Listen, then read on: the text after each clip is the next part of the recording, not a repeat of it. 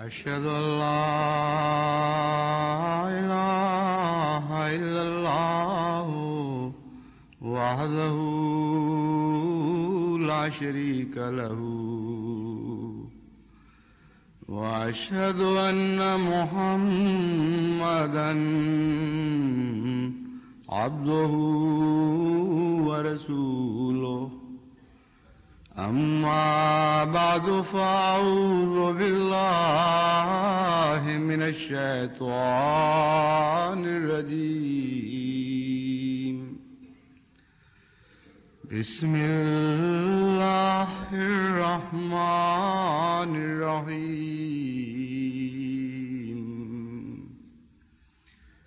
الحمد لله رب العالمين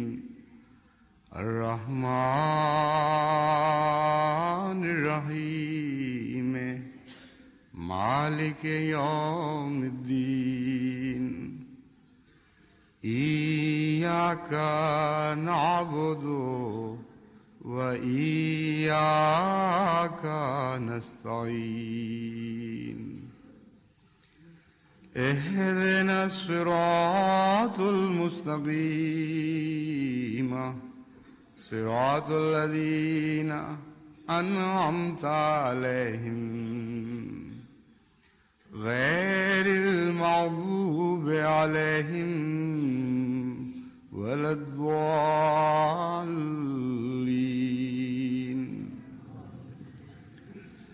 الله يعلم ما تحمل كل أنثى وما تغيض الأرحام وما تزداد وكل شيء عنده بمقدار. عالم الغيب والشهادة الكبير المتعال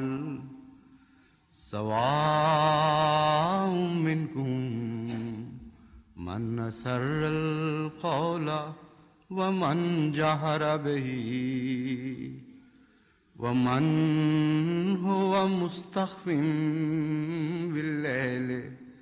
وسارب بالنهار له معقبات من بين يديه ومن خلفه يحفظونه من أمر الله إن الله لا يغير ما بقوم حتى يغيروا ما بأنفسهم وإذا أراد الله بقوم سوءا فلا مرد له وما لهم من دونه من وال. جن آیات کریمہ کی میں نے تلاوت کی ہے ان میں یہ مضمون بیان ہوا ہے کہ اللہ تعالیٰ اپنے بندوں کے احوال سے خوب واقف ہے اور اس بات سے بے نیاز ہے کہ وہ اونچی بات کرتے ہیں یا مخفی بات کرتے ہیں، اپنے حال کو ظاہر کرتے ہیں یا دلوں میں چھپاتے ہیں، دن کو کھل کر لوگوں کے سامنے ظاہر ہوتے ہیں یا راتوں کو چھپ کر بعض مخفی ارادوں کے ساتھ چلتے ہیں. ان کا احوال خدا پر خوب روشن ہے. وہ ان کو ان کی ماؤں کے بطون سے جانتا ہے. وہ جانتا ہے کہ ماؤں کے رحم کس چیز کو گھٹاتے ہیں اور کس چیز کو بڑھاتے ہیں. اور ان سب باتوں کے باوجود اس نے ان بندوں پر محافظین مقرر فرما رکھے ہیں جو اللہ کے اذن کے ساتھ ان کی حفاظت کرتے ہیں، ان کے آگے بھی اور ان کے پیچھے بھی. اور یہ اس لیے ہے کہ خدا تعالیٰ کسی قوم کی نعمت کو جب انہیں عطا کر دیتا ہے تو ان سے واپس نہیں لیتا، یہاں تک کہ وہ خود اپنی حالت کو بدلتے چلے جاتے ہیں، اور پھر ایک ایسا مقام آ جاتا ہے کہ اللہ جو اس قدر رحم کرنے والا، اس قدر عفو کرنے والا، اس قدر ستاری کرنے والا ہے، وہ اس قوم کی اپنے ہاتھوں سے بدلائی ہوئی حالت کو جب اس حد تک بگڑتا ہوا دیکھتا ہے کہ وہ نعمت کے مستحق نہیں رہتے، پھر وہ اپنی نعمت کا ہاتھ ان سے کھینچ لیتا ہے۔ لیکن اتنے لمبے انتظار اور اتنے لمبے صبر اور اتنی لمبی حفاظت اور اتنے لمبے عفو اور اتنی لمبی ستاری کے بعد وَإِذَا أَرَادَ اللَّهُ بِقَوْمٍ سُوءًا فَلَا مَرَدَّ لَهُ وَمَا لَهُم مِّن دُونِهِ مِن وَالٍ، پھر جب خدا یہ فیصلہ کر لیتا ہے کہ کسی قوم کو اس کی برائی کی سزا دے، تو کوئی نہیں ہے جو خدا کے فیصلے اور اس قوم کے درمیان حائل ہو سکے۔ وَمَا لَهُم مِّن دُونِهِ مِن وَالٍ، خدا سے بچانے والا پھر کوئی نہیں۔ ان آیات میں جو بکثرت مضامین بیان ہوئے ہیں، ان کے اندر بطن در بطن مضمون پھر چلتا چلا جاتا ہے۔ اس میں اللہ تعالیٰ کی ستاری کا ایک بہت ہی پیارا نقشہ کھینچا گیا ہے۔ عفو کا مضمون میں نے گزشتہ جمعے میں بیان کیا تھا، یعنی گو پوری طرح اس کے تمام پہلو تو بیان نہیں کر سکا وقت کی رعایت کے پیش نظر، لیکن کسی حد تک میں نے عفو کے بارے میں جماعت کو تعلیم دی کہ اللہ تعالیٰ کی مغفرت، عفو چاہتے ہیں، اللہ تعالیٰ سے عفو کا سلوک چاہتے ہیں، تو خدا کی طرح عفو بننے کی کوشش کریں، بندوں سے صرف نظر کیا کریں، ان کے گناہوں سے آنکھیں پھیرا کریں، تو اللہ تعالیٰ بھی آپ سے صرف نظر فرمائے گا اور آپ سے اسی طرح عفو کا سلوک فرمائے گا، بلکہ بہت بڑھ کر جس طرح آپ اللہ کے بندوں سے سلوک کرتے ہیں۔ عفو کا جہاں ایک تعلق مغفرت سے ہے، وہاں ایک دوسرا تعلق ستاری سے ہے، اور خدا تعالیٰ کی صفات کو ہم اس طرح زنجیروں کی شکل میں ایک دوسرے کے ساتھ مربوط پاتے ہیں۔ جس طرح مادی دنیا میں کیمسٹ جانتا ہے کہ کس طرح خدا تعالیٰ کی تخلیقات میں ایٹم ایک دوسرے سے جڑ کر چین بنا لیا کرتے ہیں، اسی طرح خدا تعالیٰ کی صفات بھی بعض صورتوں میں کلوزڈ سرکٹ چینز کی شکل میں نظر آتی ہیں، یعنی ایک بند دائرے کی شکل میں ایک دوسرے سے تعلق رکھتی ہوئی، بعض صورتوں میں وہ ایک دوسرے سے مسلسل رابطہ رکھتی ہوئی آگے بڑھتی ہیں۔ تو عفو کا تعلق ایک طرف مغفرت سے ہے اور ایک دوسری طرف ستاری سے ہے، اور عفو کی بھی ایک منفی صفت ہے، یعنی عفو کے نہ ہونے کے نتیجے میں پیدا ہوتی ہے، اور ستاری کی بھی ایک منفی صفت ہے جو ستاری کے نہ ہونے کے نتیجے میں پیدا ہوتی ہے۔ اور جس برائی کا خدا نے ذکر فرمایا ہے، اس سے ایک پہلو کے لحاظ سے یہی مراد ہے کہ جب تم خدا تعالیٰ کی صفت ستاری کو چھوڑو گے تو اس کی منفی صفت تمہارے اندر پیدا ہونی شروع ہو جائے گی، اور جب وہ پیدا ہو جائے گی تو خدا کی نعمتوں سے محروم رہ جاؤ گے اور خدا کی پکڑ کے نیچے آ جاؤ گے۔ ان منفی صفات کا ذکر تو میں آئندہ کروں گا، اس وقت میں آج کے خطبے کا مضمون صرف ستاری سے کے تعلق میں بیان کروں گا۔ اللہ تعالیٰ ستار ہے، کیا معنی ہیں اس کے، اور عفو اور ستاری میں کیا فرق ہے، پہلے تو میں یہ بیان کرتا ہوں۔ عفو کہتے ہیں کسی برائی کو دیکھنا اور اس سے حیا کر جانا، صرف نظر کر جانا۔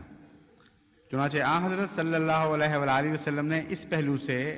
اللہ تعالیٰ کو حیّن بیان فرمایا کہ بڑا حیا کرنے والا ہے، اس کثرت سے تمہیں گناہوں میں ملوث پاتا ہے، اس کثرت سے تمہاری خطائیں دیکھتا ہے، اور کوئی پہلو بھی اس کا ایسا نہیں تمہاری برائیوں کا جو اس سے مخفی ہو۔ بسا اوقات تمہاری برائیاں تم سے مخفی رہتی ہیں، جھوٹی نیتوں کے پردوں میں تم نے ان کو چھپایا ہوا ہوتا ہے، لیکن خدا جو کنہ تک نظر رکھتا ہے، پاتال تک نظر اس کی پڑتی ہے، وہ ہر بات سے واقف ہے، تم بھی اپنی برائیوں سے ایسے واقف نہیں، اس کے باوجود وہ صرف نظر فرماتا ہے، حیا کرتا ہے تم سے، اس کو عفو کہتے ہیں۔ اور عفو کا ایک طبی نتیجہ یہ ہے کہ جب انسان ان برائیوں سے حیا کرتا ہے تو وہ غیروں سے بھی ان کو چھپائے. یہ تو عفو نہ ہوگی کہ خود تو کسی کی برائیوں سے صرف نظر کرے اور غیروں پر ان کو ظاہر کرنا شروع کر دے. اس لیے ستاری عفو کا ایک طبی نتیجہ ہے. جن بندوں سے اللہ تعالیٰ حیا فرماتا ہے ان کی پھر ستاری بھی کرتا ہے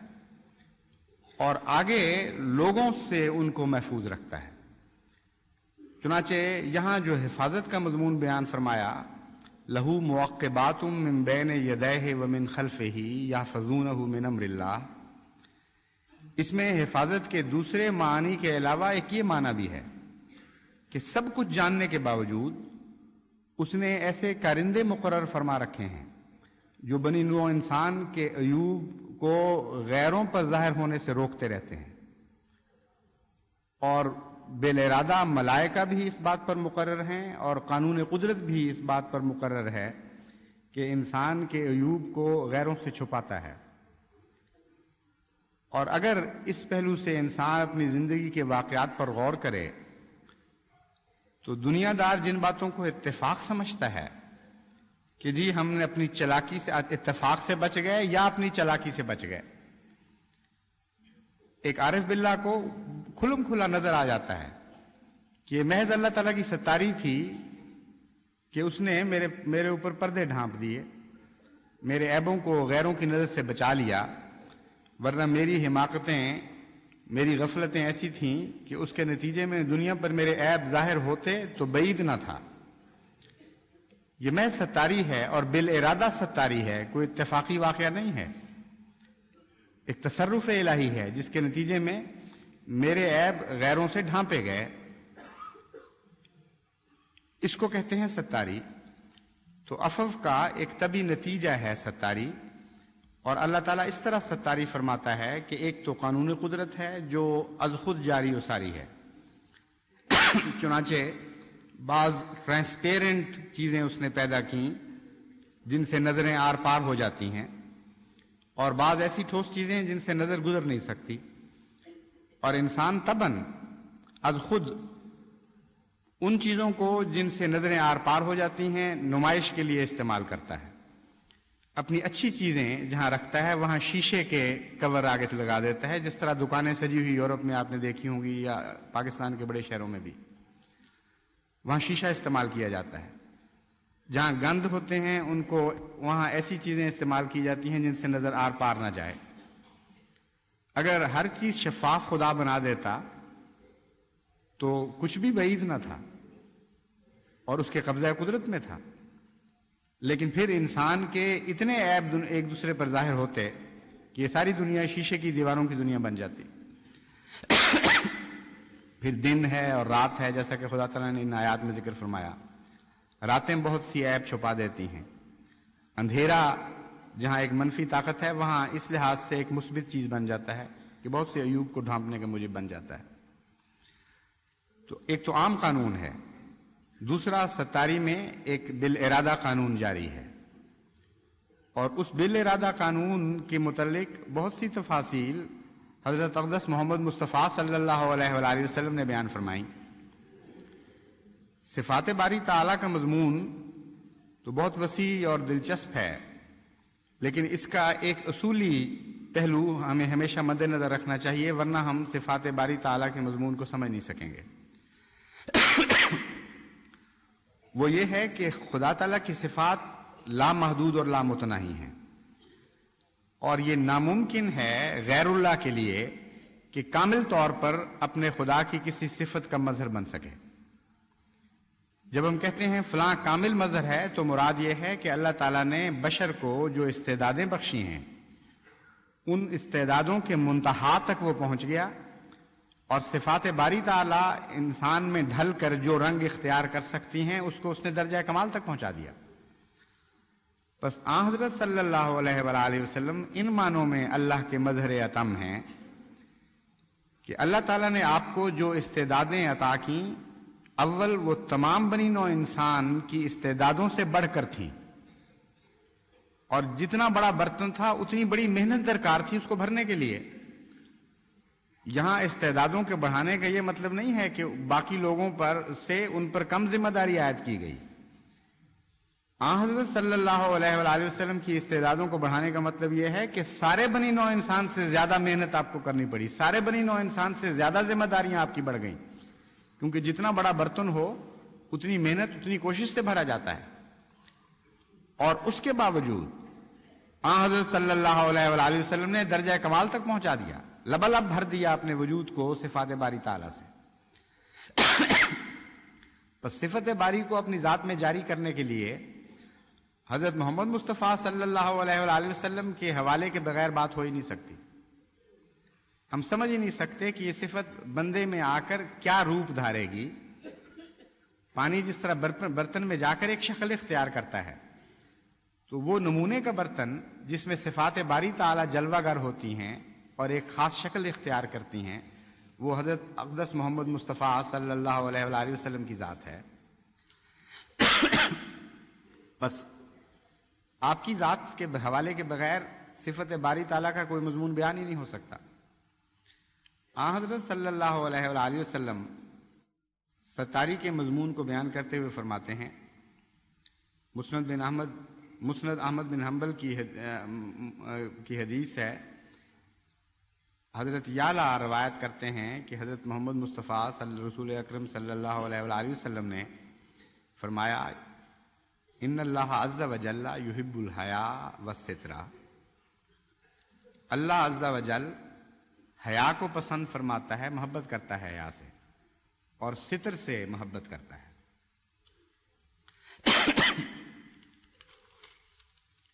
پھر حضور اکرم صلی اللہ علیہ وآلہ وسلم کے متعلق سنن ابی داؤد میں حضرت معاویہ روایت کرتے ہیں کہ میں نے حضرت صلی اللہ علیہ وآلہ وسلم کو یہ فرماتے ہوئے سنا کہ اگر تو لوگوں کی کمزوریوں کے پیچھے پڑے گا تو تو انہیں بگاڑ دے گا یا ان میں بگاڑ کی راہ پیدا کر دے گا. اس لیے عفو سے ہی کام نہ لے بلکہ ستاری سے کام لے. ان کی کمزوریوں کو ہوا نہ دے بلکہ ان کمزوریوں پر پردہ ڈھانپ. پھر صفوان بن یعلا کی ایک روایت ہے مسند احمد میں، وہ کہتے ہیں کہ حضور اکرم صلی اللہ علیہ وآلہ وسلم نے فرمایا، ان اللہ عز و جل حی ستیر فاذا اراد احدکم ان یغتسل فلیتوار بشیء. کہ حضرت صلی اللہ علیہ وآلہ وسلم نے فرمایا کہ اللہ عز و جل بہت حیا کرنے والا ہے اور ستیر ہے. ستار کے معنی اور ستیر کے معنی ملتے تو ہیں لیکن ان کے اندر فرق ہیں. ستیر صفت مشبہ بالفعل ہے جس کا معنی ہے کہ ایک مسلسل سطر کا سلوک بغیر روک کے بغیر توڑ کے جاری و ساری ہے اس کی ذات میں. اور جن قوانین کا میں نے ذکر کیا ہے وہ بھی ستیر کی علامت ہیں. کسی امر واقعہ پر، کسی لغزش پر فعلاً خدا کا ستاری کرنا یہ ستار سے تعلق رکھنے والی بات ہے، لیکن ایک جاری و ساری قانون کے طور پر بندوں کی حفاظت فرمانا اور ان کو غیر کی آنکھ سے محفوظ رکھنا یہ زیادہ تر ستیر سے تعلق رکھتا ہے. فرمایا کہ تم بھی صرف اپنے اندرونے کے سطر نہ ڈھانکا کرو، اپنے ظاہر کے سطر بھی ڈھانکا کرو. اور اسلام کی جتنی تعلیم بدن کو ڈھانپنا، حیا کرنا، اس مضمون میں مردوں اور عورتوں کے متعلق جو تفصیلی تعلیم ملتی ہے اس کا سب کا تعلق اللہ تعالیٰ کی صفت ستاری سے ہے. یعنی بحیثیت ستیر وہ یہ احکام جاری فرماتا ہے.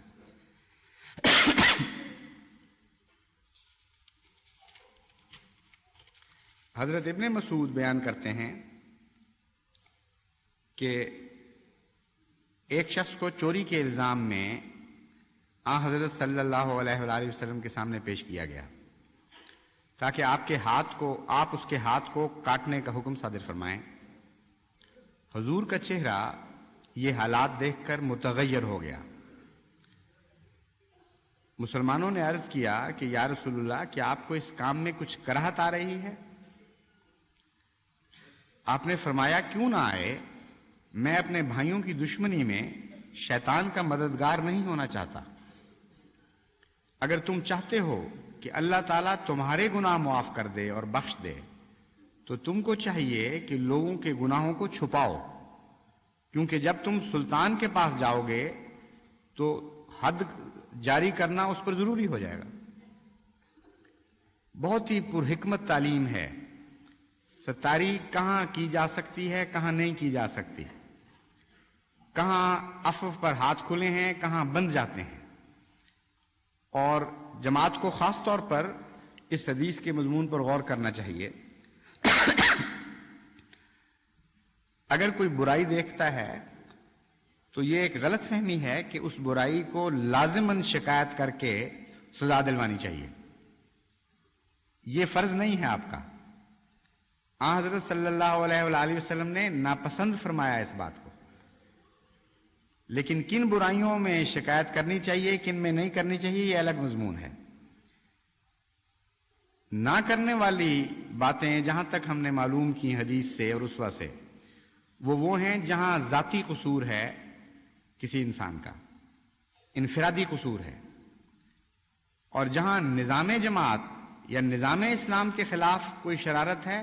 وہاں ایک مرتبہ بھی حضرت صلی اللہ علیہ وآلہ وسلم نے بات پہنچانے سے منع نہیں فرمایا، بلکہ ان باتوں کو اس طرح سنتے تھے غور سے اور توجہ سے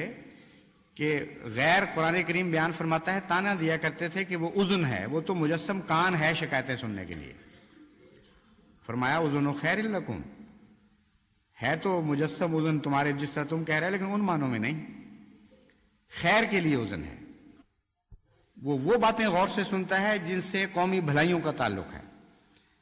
اور جن سے قومی بھلائیوں کا تعلق نہیں ان سے صرف نظر کرتا ہے اور ہرگز ان کو نہیں سنتا۔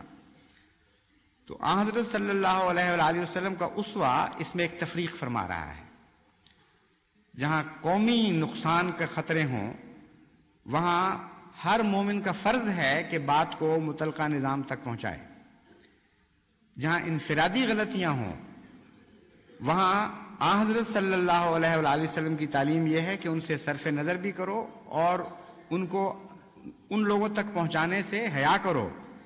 کہ جن تک اگر پہنچ گئی تو ان کا فرض ہو جائے گا کہ وہ سزا دیں، ان کے ہاتھ بن جاتے ہیں۔ وہاں وہ نظام کے نمائندہ ہوتے ہیں، نظام کو جاری کرنا خدا نے ان کی ذمہ داری ڈالی ہوتی ہے، جب ان تک بات پہنچ جائے تو پھر وہ مجبور ہو جاتے ہیں۔ یہ ان لوگوں کا بھی جواب ہے جو بعض دفعہ جب میں تعلیم دیتا ہوں عفو کی اور مغفرت کی اور ایسی باتوں کی تو بعض لوگ پھر لکھتے ہیں کہ جناب ہمیں تو آپ نے پکڑ لیا فلاں بات پہ، ہم سے تو عفو کا سلوک نہیں کیا، ہم سے تو مغفرت نہیں کی گئی۔ انہی باتوں پہ پکڑا جاتا ہے جن میں انسان مجبور اور بے اختیار ہو جاتا ہے، اور سیرت محمد مصطفیٰ صلی اللہ علیہ وآلہ وسلم کے تابع دکھ کے ساتھ پکڑا جاتا ہے، تکلیف محسوس کر کے پکڑا جاتا ہے، خوشی کے ساتھ نہیں پکڑا جاتا۔ چنانچہ حضور کی یہ حالت جو تھی، اس قدر حضرت صلی اللہ علیہ وآلہ وسلم کو دکھ پہنچا کہ مجھے مجبور کیا جا رہا ہے ایک مومن بھائی کے ہاتھ کاٹنے پر، کہ آپ کا چہرہ متغیر ہو گیا۔ صحابہ نے وہ دکھ دیکھ لیا اور پوچھا تو آپ نے فرمایا کہ کیوں تم مجھے مجبور کر دیا، کیونکہ میری حالت یہ ہے کہ میں نظام کو نافذ کرنے پر مامور کیا گیا ہوں، اگر مجھ تک تم بات پہنچا دو گے تو پھر میں بے اختیار ہو جاتا ہوں، اس لیے تمہیں اختیار تھا کہ تم یہ بات نہ پہنچاتے۔ اس کو کہتے ہیں ستاری، اور کس طرح کھول کھول کر حضرت اقدس محمد مصطفیٰ صلی اللہ علیہ وآلہ وسلم باتیں بیان فرماتے ہیں۔ حیرت انگیز رسول ہیں، کوئی آپ کا ثانی نہیں دنیا میں، کوئی مثال نہیں مل سکتی جس نے اس طرح کھول کھول کر اللہ تعالیٰ کے نشانات کو دنیا کے سامنے پیش کیا ہو اور اس طرح باریکی اور لطافت کے ساتھ مضامین کو کھول کر بیان فرمایا ہو۔ چنانچہ قرآن کریم اس پر نظر کرتے ہوئے فرماتا ہے وَكَذَلِكَ نُصَرِّفُ الْآيَاتِ وَلِيَقُولُوا دَرَسْتَ، اے محمد ہم تیرے اوپر جو آیات کو خوب بدل بدل کر پلٹ پلٹ کر پھیر پھیر کر بیان کرتے ہیں، اس لیے تیری یہ تربیت کر رہے ہیں کہ جن تک تو پیغام پہنچائے وہ کہہ اٹھیں کہ ہاں تو نے تدریس کا حق ادا کر دیا، کوئی پہلو باقی نہیں چھوڑا، اپنے فرض رسالت کو خوب خوب خوب روشن کیا اور خوب عمدگی کے ساتھ ادا کیا۔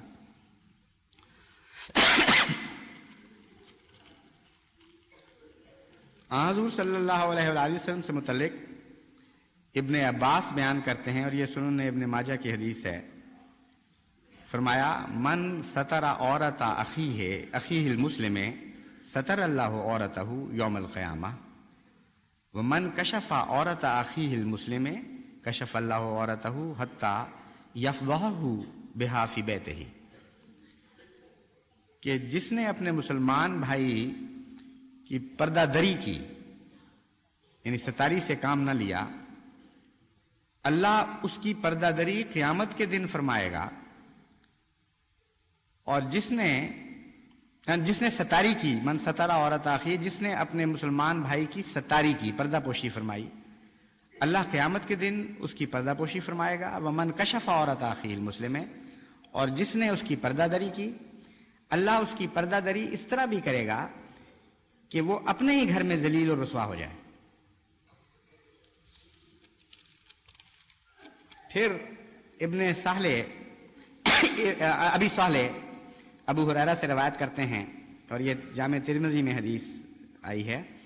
کہ حضرت اقدس محمد مصطفیٰ رسول اکرم صلی اللہ علیہ وآلہ وسلم نے فرمایا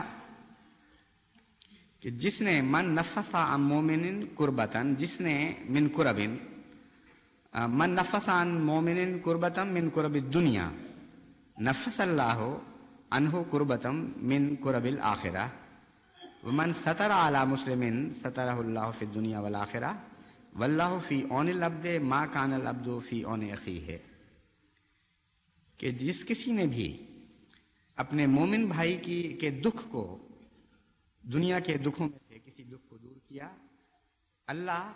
آخرت میں اس کے دکھوں کو دور فرمائے گا،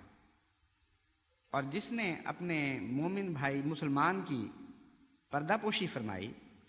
اللہ دنیا میں بھی اس کی پردہ پوشی فرمائے گا اور آخرت میں بھی اس کی پردہ پوشی فرمائے گا۔ واللہ فی عون العبد ما کان العبد فی عون اخیہ، اللہ اپنے اس بندے کی مدد پر رہتا ہے جب تک وہ اپنے بھائی کی مدد پر تیار کھڑا رہتا ہے۔ جب تک کوئی مومن کسی مومن کی مدد کرتا رہتا ہے، اللہ اس مومن بندے کی مدد کرتا رہتا ہے جو اس کے بندوں میں سے کسی کی مدد کرتا ہے۔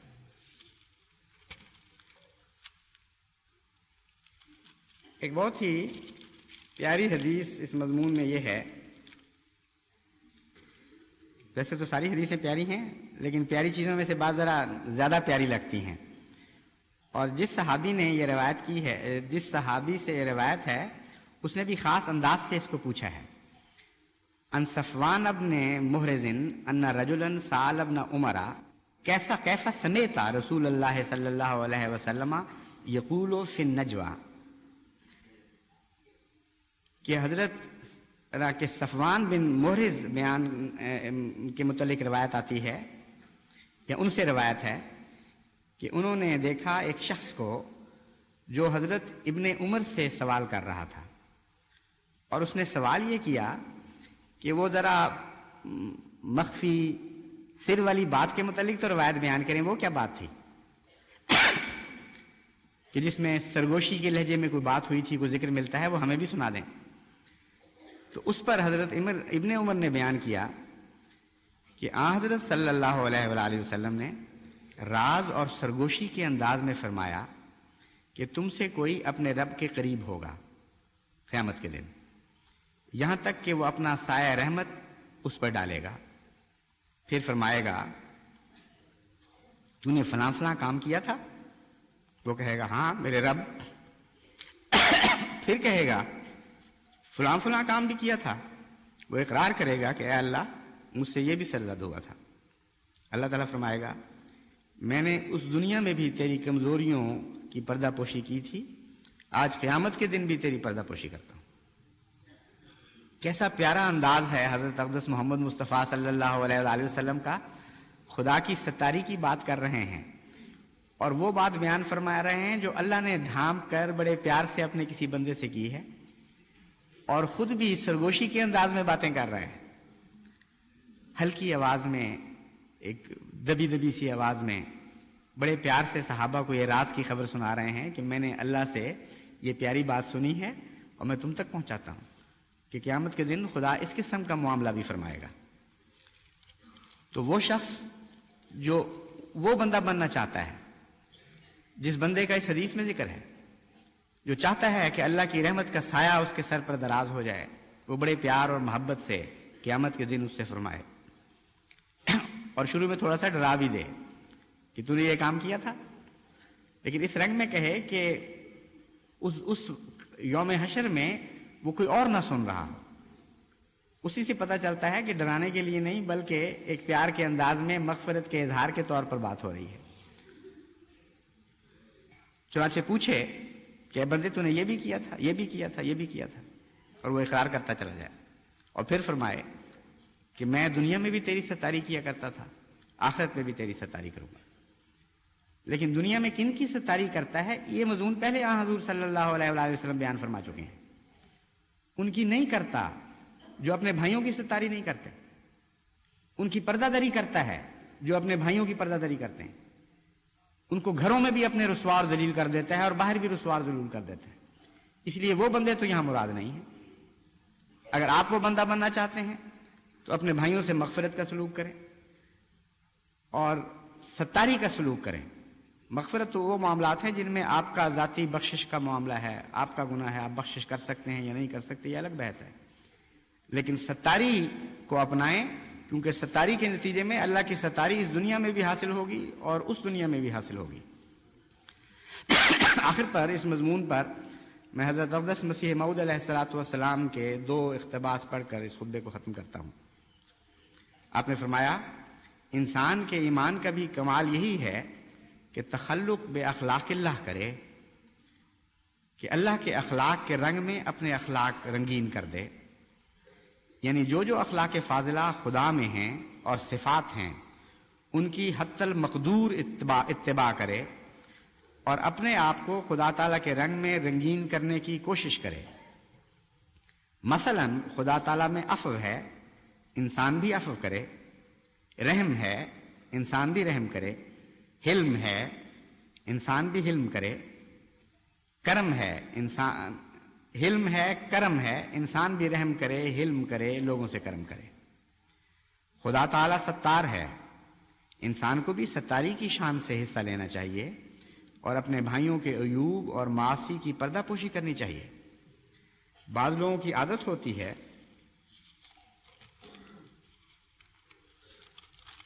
اور ایسے بہت سے لوگ ہیں، خوب سن لیں کان کھول کر۔ حضرت مسیح موعود علیہ السلام فرماتے ہیں، بعض لوگوں کی عادت ہوتی ہے کہ جب کسی کی کوئی بدی یا نقص دیکھتے ہیں، جب تک اس کی اچھی طرح سے تشہیر نہ کر لیں ان کو کھانا ہضم نہیں ہوتا۔ حدیث میں آیا ہے، جو اپنے بھائی کے عیب چھپاتا ہے خدا تعالیٰ اس کی پردہ پوشی کرتا ہے۔ پھر حضرت اقدس صلی اللہ علیہ وسلم فرماتے ہیں، توبہ میں ایک مخفی عہد بھی ہوتا ہے کہ فلاں گناہ میں کرتا تھا، اب آئندہ وہ گناہ نہیں کروں گا۔ اصل میں انسان کی خدا تعالیٰ پردہ پوشی کرتا ہے کیونکہ وہ ستار ہے۔ بہت سے لوگوں کو خدا تعالیٰ کی ستاری نے ہی نیک بنا رکھا ہے، ورنہ اگر خدا تعالیٰ ستاری نہ فرمائے تو پتہ لگ جاوے کہ انسان میں کیا کیا گند پوشیدہ ہیں۔ پھر فرمایا، خدا تعالیٰ فرماتا ہے کہ تم گمراہ ہو پر جسے میں ہدایت دوں، تم سب اندھے ہو مگر وہ جس کو میں نور بخشوں، تم سب مردے ہو مگر وہی زندہ ہے جس کو میں روحانی زندگی کا شربت پلاؤں۔ انسان کو خدا تعالیٰ کی ستاری ڈھانکے رکھتی ہے، ورنہ اگر لوگوں کی اندرونی حالت اور باطن دنیا کے سامنے کر دیے جائیں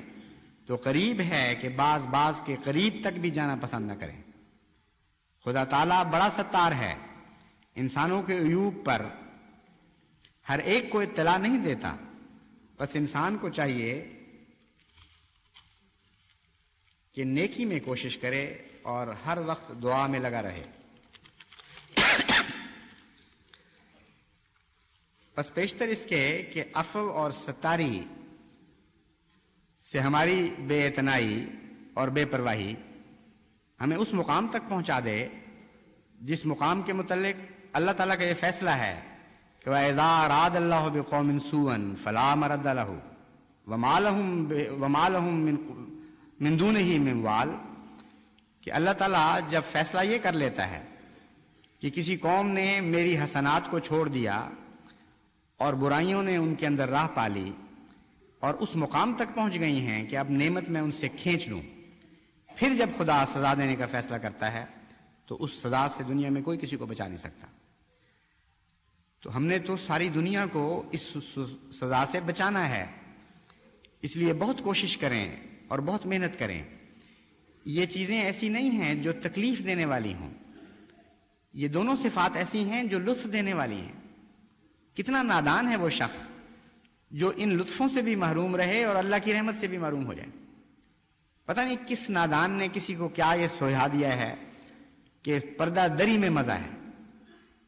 جو ستاری میں مزہ ہے، پردہ دری تو اس کے پاسنگ کو بھی نہیں پہنچ سکتی۔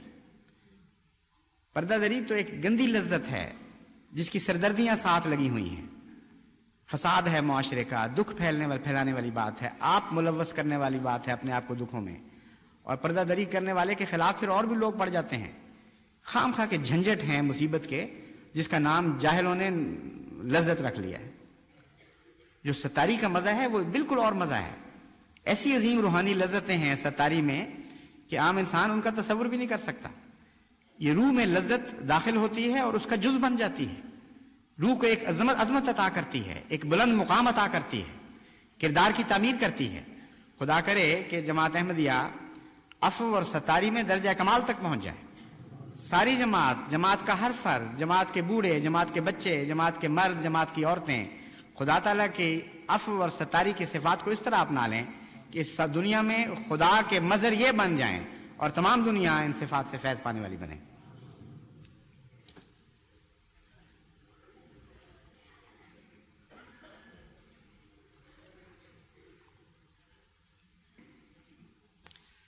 الحمدللہ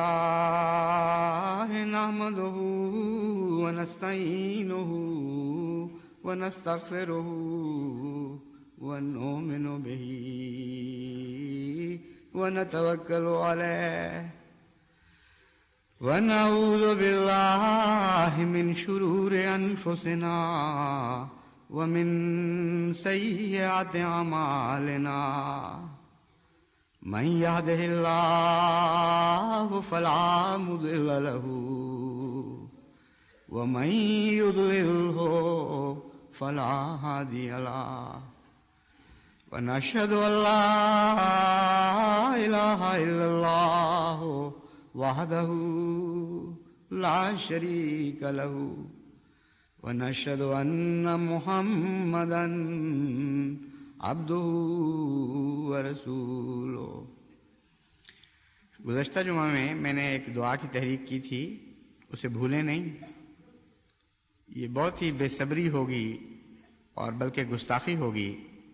اور کبر اور انانیت ہوگی کہ ایک ہفتہ کی دعا کے بعد لوگ یہ سوچنے لگیں کہ اللہ نے قبول نہیں کی، اس لیے اب چھوڑ دو اس بات کو۔ ایسے ایسے بزرگوں کے ذکر بھی ملتے ہیں کہ مدتیں گزار دی انہوں نے، عمر کا ایک حصہ گزار دیا دعائیں کرتے ہوئے، اور خدا تعالیٰ نامنظوری کی اطلاع دیتا تھا ان کو، اور وہ صبر سے قائم رہے، یہاں تک کہ بالآخر اللہ تعالیٰ نے ان کی اس سارے عرصے کی تمام دعائیں قبول فرما لیں۔ اس لیے بندہ بنیں، بندگی کے ساتھ دعا کرنے کی عادت ڈالیں اور عجز اور انکساری کے ساتھ۔ مالک وہ ہے جب چاہتا ہے تو حیرت انگیز طور پر قبول فرما کر ہمارے دلوں کو خوشی سے بھر دیتا ہے، اور جب نہیں چاہتا تو ہمیں بتاتا ہے کہ میں مالک ہوں، تم بندے ہو، عجز اور بندگی کے مقام پر قائم رہو۔ اس لیے دعا نہیں چھوڑنی رحمت باری کے لیے، بارش کے لیے، اور جیسا کہ میں نے کہا تھا صرف اپنے ملک کے لیے نہ کریں۔ افریقہ کی حالت بہت ہی دردناک ہے۔ رات بھی BBC کی خبروں میں نے سنا کہ آدھا افریقہ بھوک سے مرنے کی راہ دیکھ رہا ہے، گویا کہ یعنی افریقہ کی آدھی آبادی کے متعلق اب ماہرین کا کوئی خطرہ درپیش ہو گیا ہے کہ یہ بھوک سے مر جائیں گے اگر اب بارشیں نہ ہوئی تو۔ بہت شدید حالت ہے تکلیف کی، اور ہزارہا بلکہ لاکھوں جانور بھوک سے مر چکے ہیں وہاں، اور بعض علاقوں میں پنجر کے پنجر پڑے ہوئے نظر آتے ہیں۔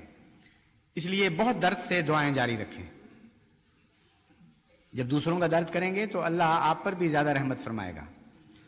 تو ان دعاؤں کو نہیں بھولنا، نہیں چھوڑنا، یہاں تک کہ اللہ تعالیٰ اپنے فضل نازل فرمائے۔ اور جیسا کہ میں نے تحریک کی تھی، عربوں کو بھی اپنی دعاؤں میں خصوصیت سے یاد رکھیں، اور اس دعا کو بھی بالکل نہیں چھوڑنا یہاں تک کہ اللہ تعالیٰ کے فضل نازل ہوں۔ عباد اللہ رحمکم اللہ، ان اللہ یامر بالعدل والاحسان وایتاء ذی القربى وینہی عن الفحشاء والمنکر والبغی یعظکم لعلکم تذکرون اذکروا اللہ یذکرکم وادعوہ یستجب لکم ولذکر اللہ اکبر۔